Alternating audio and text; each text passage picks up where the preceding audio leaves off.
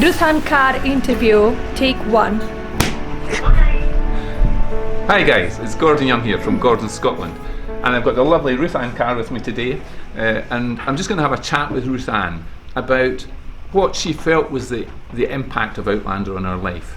And just to let you know why I'm doing this is, ever since I first became involved with Outlander, I've been so intrigued that this series of books and then subsequent TV series seems to have affected people's lives in a much greater way than you would expect from just novels or from a TV series. So I've always been intrigued by it, and I asked Ruth Ann would she help me and be the very first Outlander fan that I would speak to try and uncover why does this happen.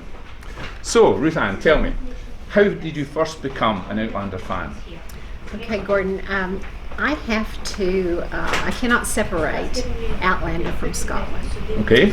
I have always been intrigued with Scotland. I always wanted to visit Scotland. And my husband died in 2009. He and I had always planned to travel. All right. And when he died, before we were able to travel for several years, I really grieved. We were great friends, and it was just a wonderful support to me. And so I just was heavy into grieving. I just couldn't get over it. Then my grandson was diagnosed with leukemia, and so I had a lot of sad things going on in my life. A friend and I decided to come to Scotland, and that was in 2014. Right, so 5 years ago. And the very first time we were here, just before I'd come, I'd seen an advertisement on Stars in the United States about this new show that was coming, and it was going to be called Outlander. And I thought, well, I've seen those books. So I downloaded it onto my Kindle, and I thought, well, if I have time when I'm in Scotland, I'll start reading. Well, I didn't, because we were so busy seeing everything, all the wonderful things I dreamed about for years. So when I got home, I thought, I'm really going to read that book because I want to watch the series. So I started reading Outlander, and that was in mid-July, and the series started in early August. And by the time the series started, I'd read 3 of the books. I did. And they just spoke to me in such a way. And then when we saw the first series, and the cinematography is just so incredible. And it's a character itself, and it honors Scotland so much. I think the cinematography is just beautiful. So the friend and I we were watching that, and we were going, "Oh my!" We were just there, and it just brought it all back.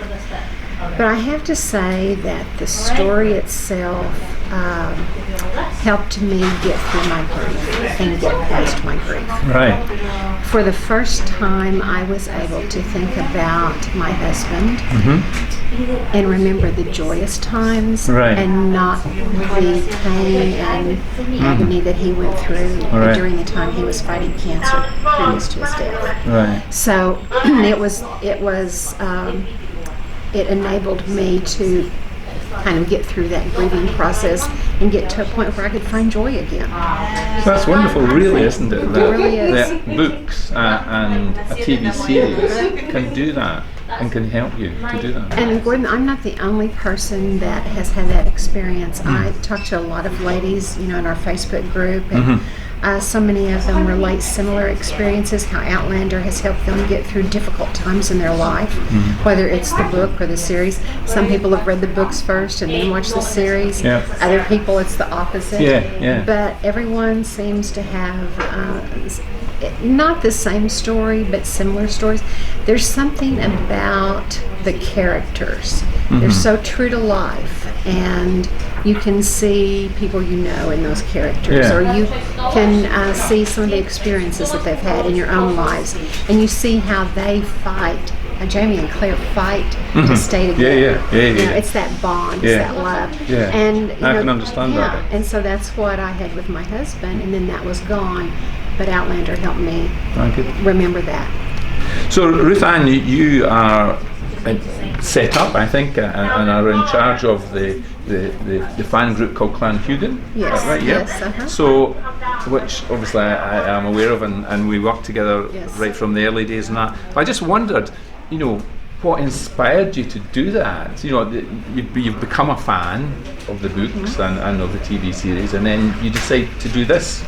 So what inspired you to do that, Ruth Ann? Well, right after the show started, I started joining some of the fan groups and some of the bigger fan groups, and kind of seeing how things went. And I had never been a fan of anything. I'd never been a part of a Facebook group.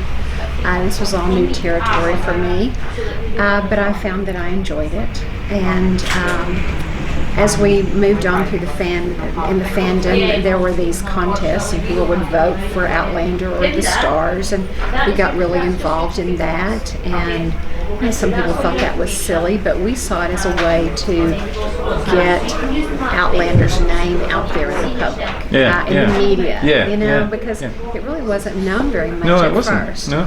And so we felt like by doing that, we could kind of give back to books and a series that had meant so much to us. So just before 2016, three of my friends and I, we'd been talking, and we just decided that we thought we had something to give to the fandom, that we didn't think that there's a quota on enthusiasm. No, absolutely. Or a quota on support. And our vision was that we would be a group that really tried to support in as many ways as we could. Sam and the books and the other stars, and whether that be through voting in contests or People's Choice is the main one that we would vote in, that has the most well known, or even some minor ones. We've seen it gets Sam's name in the papers in the U.S. and here too. So that, and then also raising money for charity. We really felt like that was something that we wanted to really focus on. And I can tell you that since we started in 2016, we've raised $65,000. $65,000, that's phenomenal. And that's spread across Youth Theatre Arts Scotland and Bloodwise and Mercury. Of course, yeah. So that is quite amazing that those two elements then, to help the fans and also to raise money for charity were your sort of inspirations for this. Yes. And I think, I suppose many people watching this will know or know of you, Ruth Ann, but I think many people do feel that Clan Heughan does support the fans. It's very much there to support the fans and to support Sam and to do lots of good things. So that's really good. And it's done very well, hasn't it, as a fan group? Well, thank you. I think it is. How many members do you have now? 17,500, I think. It's the latest count. That's good. It is. And when I first spoke to you all those years ago, and you just started it. Yes. So it's amazing. We didn't even have 1,000 fans. I didn't even have 1,000 members then, I don't think. And you were so gracious to help us design not at all. It's my pleasure. Pendant, and so many of our members have that, and they tell me they seldom take it off, and they feel like they're part of something. We've also learned, there's a lot of lonely people in our world. And they feel like they can come to the fan group and talk to friends. I've personally made a lot of friends through it. I come to Scotland with them and travel with them. So it's been very beneficial in many ways. I mean, it was a great honour for me to design a logo for you and then subsequently to do the jewellery. And I must admit, it gives me personally tremendous pleasure when somebody says, I love wearing this piece of jewellery, their Clan Heughan pendant. So that to me is great. So Ruth Ann, you've become an Outlander fan, and then you've started Clan Heughan, and I presume you'd never started a Facebook group before? Never. No? And obviously you've discussed how the books initially in this series helped you with your grief, which was wonderful. Are there any other aspects where you feel that, because here we are, just to let people know, we are sitting here in Princes Street looking out to Edinburgh Castle and to the Scott Monument, That's right? absolutely. I'm sitting here looking at the Scott Monument. So I was going to are there any other ways that you feel Outlander has changed your life? Oh, absolutely. Apart from sitting here talking to me in a shop in Scotland. I've talked about a little bit the friends that I've made Yes. are just absolutely wonderful. I've been privileged to meet Diana a number of times and speak with her. I've met most of the stars and had brief conversations with them, and that's been fun. But it's really the friendships that I've been able to make and traveling. This is my 6th trip to Scotland. So you've now been 6 times. 6 times. This is my 6th time. Last year, So 5 years ago you hadn't been, is that right? Pardon me. 5 years ago you hadn't been to Hadn't been to Scotland. Scotland. So, And I'm scheduled to come back in September. so that's great. So I find that Scotland, I told you that I couldn't separate Outlander from Scotland. A long time ago I saw this movie called Highlander, and I think that was one of the first times on the big screen that we got really great pictures of Scotland, the vistas, and it just spoke to me. Well, it being here in person, Scotland speaks to my soul. Oh, good. When I'm here, I always feel renewed in spirit, and it's hard to describe, but that's why I keep coming back. It is a very, very special place. It is, and I really feel that. That's good. Yeah, I think that aspect of friendship is one that has come through a lot. Certainly for June and I, that's been a big thing. We've made friends all around the world, and also the travel thing, because Absolutely. like we've been to places that we never would have gone before. Absolutely. So I do think that's quite amazing, really. Last year I did the river cruise, the Avalon River Cruise with Diana, and we started in Prague and ended up in Budapest. And that was so much fun to see the filming sites in Prague, but then to see other things. Right. Go into Austria and Vienna, and it's just wonderful to do that. So I've really enjoyed the travel, those dreams that my husband and I had all those years of traveling. I've been able to do that, and I feel like he's glad that I'm doing it. I also have to tell you, you said I'd never started a Facebook group, and I hadn't. And the first time I was asked to be a part of it, like sort of an admin team, I didn't even know how to do anything on Facebook. Yeah. I had not been a Facebook person, and so I've learned lots of skills, and then Twitter. Oh yeah, Twitter. So, Even I don't So can't I was understand like, that. okay, what is Twitter? That's where I was at first, and now I do a lot of tweeting, and then now I'm even on Instagram. I'm kind of struggling with that. I'm trying to learn the ins and outs of Instagram. Yeah. But so social media, just a person of my age being as involved in social media as I am, I think is. It keeps me young, it keeps my brain working. I'm trying to, learning and figuring out how to do things. So my skill set's improved. Well, that's good. So it's another benefit. Yeah. So I do think that those aspects that you're relating there to, I think, and I might be wrong on this, but are quite unusual because, I don't know, you've probably read lots of books in your life. As I have done, and I've never seen this. Whilst people may love a book and love an author, I've never quite seen this same impact and effect that it would have. Someone asked me, they said, well, so how long did it take you to read the books? And I said, well, I read them in just a matter of months, but since I think I've read all of them 6 times. 6 times? Oh my goodness. And I've always find something new when I read. Yeah. I'm a lover of words. When I read the written word, there's something that just about the use of language, and Diana's use of language is incredible.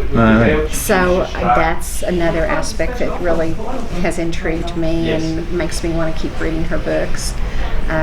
It's just amazing. Yeah.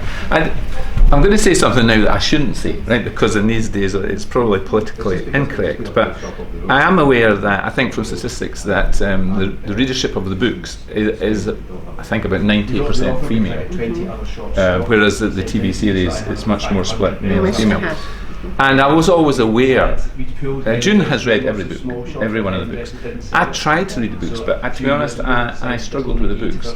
So I think there is something in the way that Diane uses words and the way she pulls together the stories that appeals to the female psyche. I agree. And one of my questions in life is to uncover what is it. I personally wondered, was it because it's very much about families and people? I think so. And that's not to say men aren't friendly and involved in families, but men tend to look for statistics and information.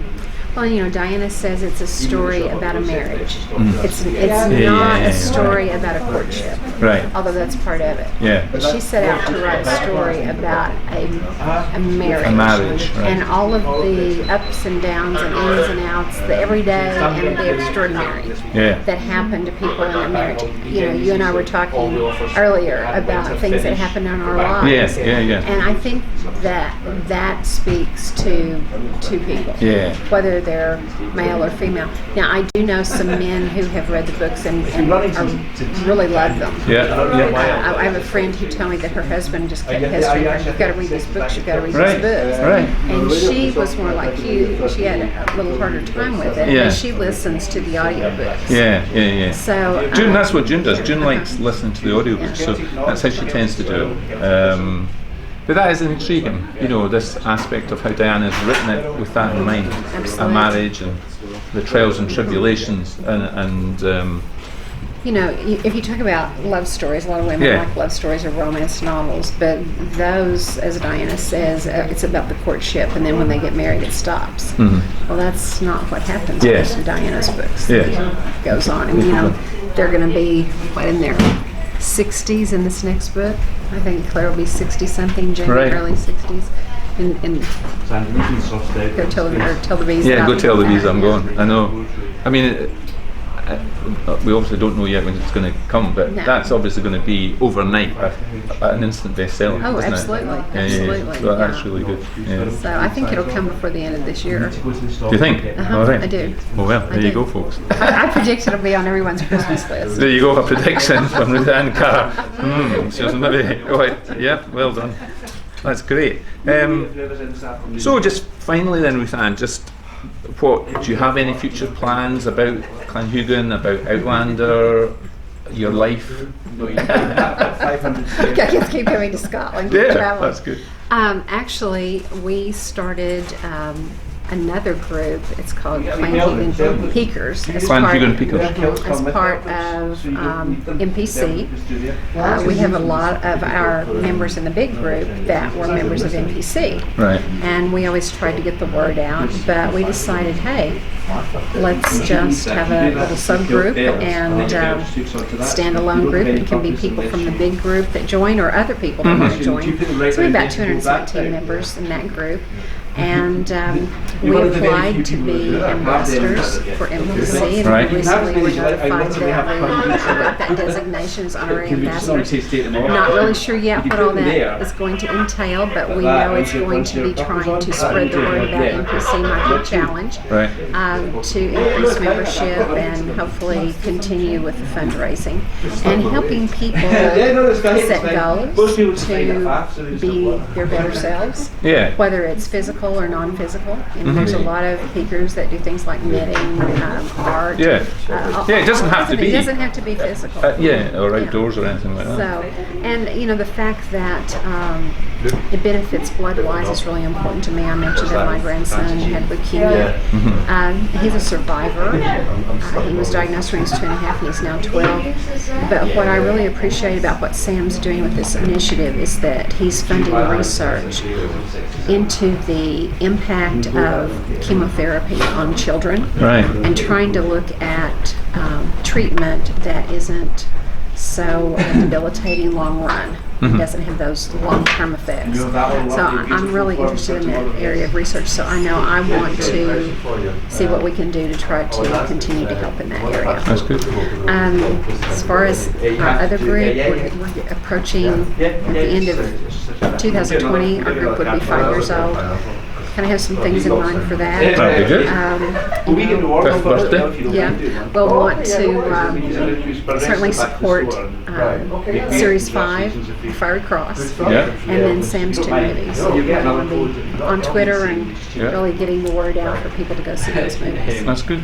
So it's continuing to take you, Outlander's continue to take you into different areas, isn't Absolutely. it? Absolutely. You know, you're becoming very much involved in charity work now, very much. by the sound of things, and promotional work and social media. Social media. Which probably 5 years ago, if somebody had said that to you, Ruth Ann, would that have? Yeah. I would have said you're crazy. Yeah, and you've been to Scotland 6 times. I had my adult children. They're like, my mother has 17,000 followers on Twitter. Yeah. This is too weird. Yeah. You know, I know, kind it of will thing, be. You know, and they just look at me like, who are you? What have you done? But it's fun. It's a lot of fun. So it probably is fair to say, Ruth Ann, that Outlander has changed your life. It has. For the better? For the better. For the better. You know, I wonder sometimes what I would have done in retirement had I not had this. Yes. You know, you have to find something to occupy your time. Maybe this, I'm a little more occupied with it than I might like, but I find it rewarding. I find it rewarding. That's great. Good. Well, thank you very much, Ruth Ann Carr. Thank you. I hope, or Ruth Ann and I hope you've enjoyed this. This is the very first time we've done this. I'm so grateful to Ruth Ann for volunteering. I don't know if she wants people to know, but she just has arrived in Scotland 3 hours ago. So I'm extremely grateful to her for that. As usual, if you like the video, please give us a thumbs up and a like. Share it with your friends. I think what Ruth Ann said is a great message to get out there, and I hope I'll be meeting more Outlander fans telling us how Outlander has changed their lives. So I wish you all the best from Scotland.